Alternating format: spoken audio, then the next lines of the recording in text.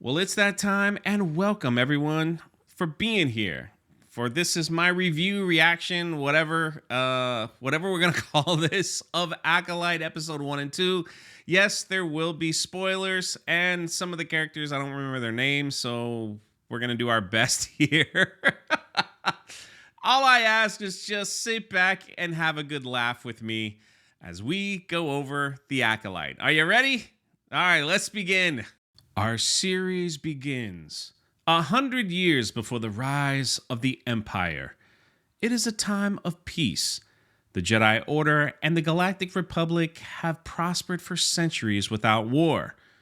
But in the dark corners of the galaxy, a powerful few learn to use the Force in secret. One of them, a lone assassin, risks discovery to seek revenge. Now, just remember, this is the overall theme, I believe, of the Acolyte so far, is that people are learning how to use the Force without being taught by the Jedi. Our assassin shows up at a local tavern looking for a master Jedi. I forgot her name, so we're just going to call her Trinity from The Matrix. When she finds her, she looks at Trinity and says, "Attack me with all your power."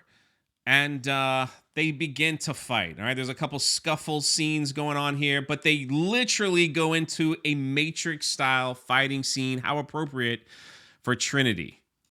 After Trinity bests the assassin several times over in a fight, we then come to learn that this assassin also has Force powers by shoving her up against the wall, and they begin talking.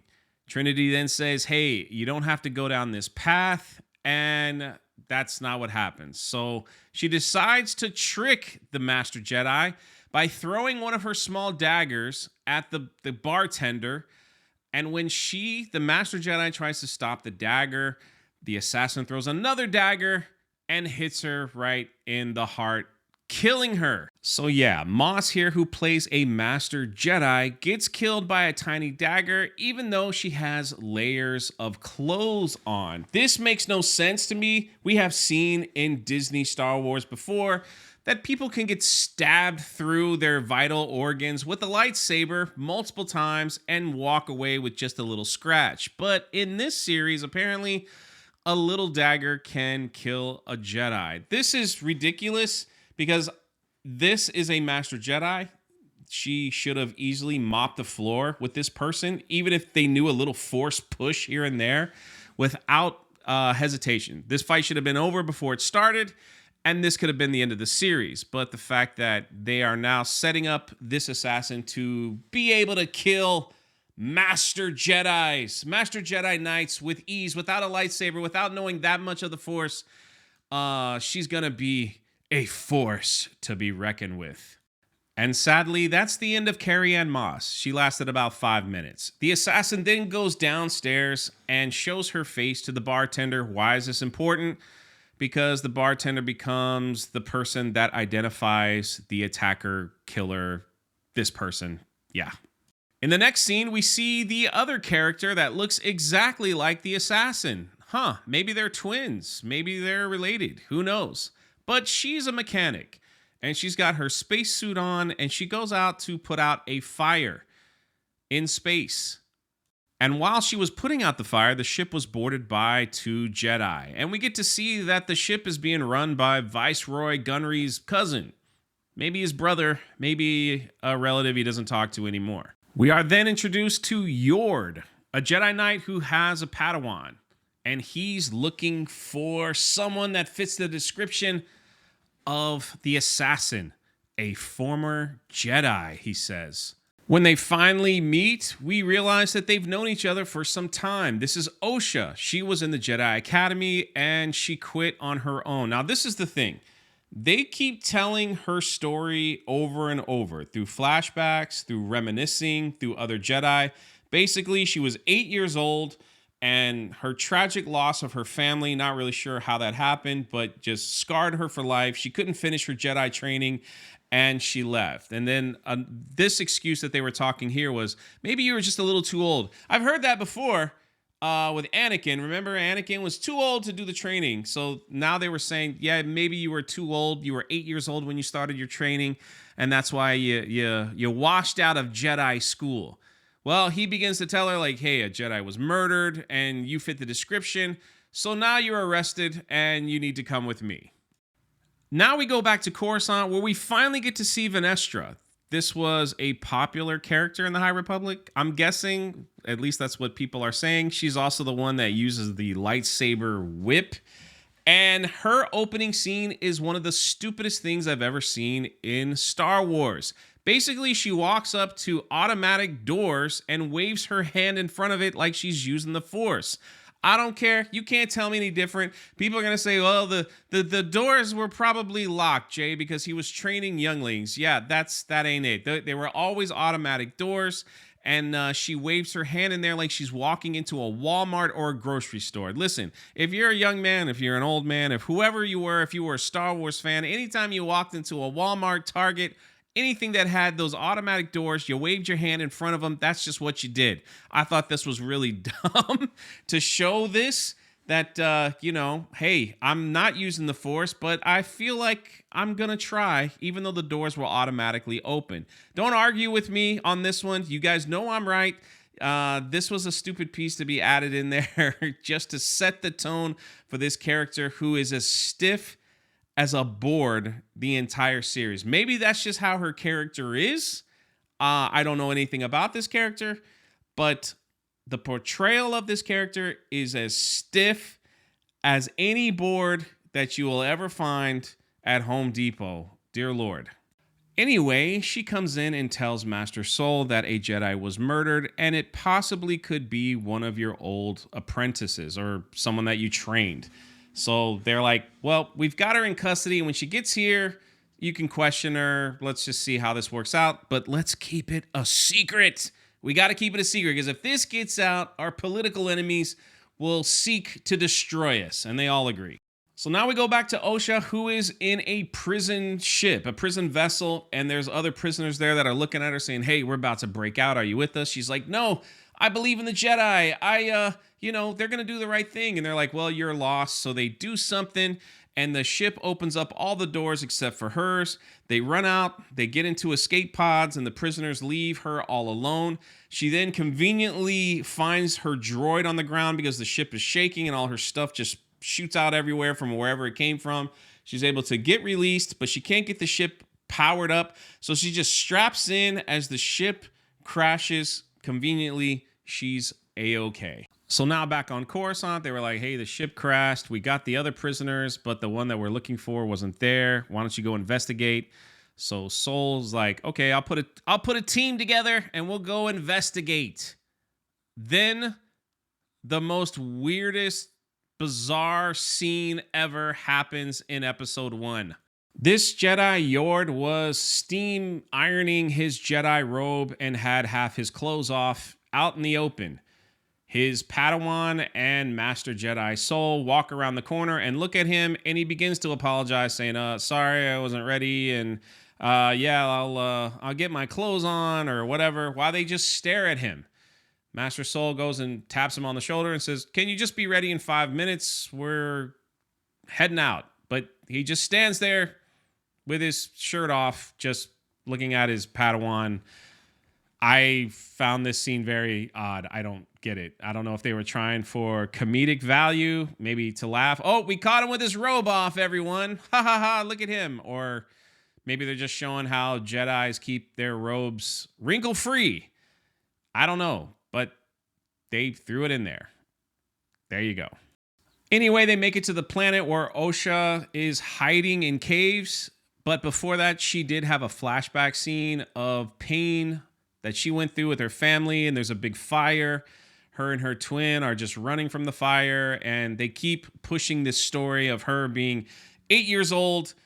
A family tragedy happens. All her family was killed, and there was a big fire, and that's all we know. But they just keep talking about it the whole time. But I did want to show this still. While they were looking and running through the caves to find Osha, they finally figured out what they're going to use lightsabers for. And it's for a flashlight. That's right. They ignited the saber because they couldn't see, and now they're using it as a flashlight running through the caves. They didn't, they sorry, started laughing.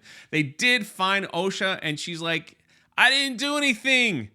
And Soul was like, okay, I believe you. She almost falls down a cliff, and now they join forces to find her twin sister. Boom, boom, boom. There's the plot twist. And then we get treated with the dumbest scene, maybe the second dumbest scene of the series. May the twin is walking to see her master, the Acolyte, who is rambling about absolutely nothing with some weird voice. He's like, Acolytes kill Jedi with no weapon. Acolytes must not use weapon. While igniting a lightsaber, I didn't understand what the heck he was talking about. It made zero sense. It wasn't threatening at all. It sounded cringe, and it actually was kind of laughable. I started laughing when I saw this scene because I'm like, this is supposed to be the big bad Acolyte who's like, when an Acolyte fights a Jedi. Yeah, I'm trying to do my best, man. If you heard it, you know exactly what I'm talking about. But basically, he's like, don't use a weapon, but let me ignite my lightsaber. Anyway, that's the end of episode 1. I give it a 4 out of 10, and I think I'm being generous. So, but episode 2 revs it up. So you ready? Let's just jump right into episode 2. Episode 2, we have our assassin, May, as she looks to kill 4 Jedi for revenge. She's already killed the first one in episode 1, and now she's on to the second. And we get to meet this guy, this Jedi who is floating over the ground, sitting Indian style, and we learn that he's been sitting there like this for 10 years. Doesn't do anything, doesn't eat, doesn't go to the bathroom, doesn't shower, just sits there for 10 years, doesn't speak. And while he's sitting there in some kind of meditation, he's got some kind of invisible force dome around him. So May shows up and tries to punch and kick and stab, and she can't get past this force dome. So she figures out another way on how she could kill this Jedi. Our heroes are now alerted that someone broke into this random Jedi temple on some random planet. I didn't know there was like little porta potty Jedi temples all over the galaxy. And they were like, hey, maybe that's the person we need. Why don't you go investigate? So they're going to go investigate. May then goes to a local shop where she knows this guy, and he makes her a deadly poison. Our heroes land on the planet and begin to talk to the local Jedi that are part of the temple to figure out who broke in.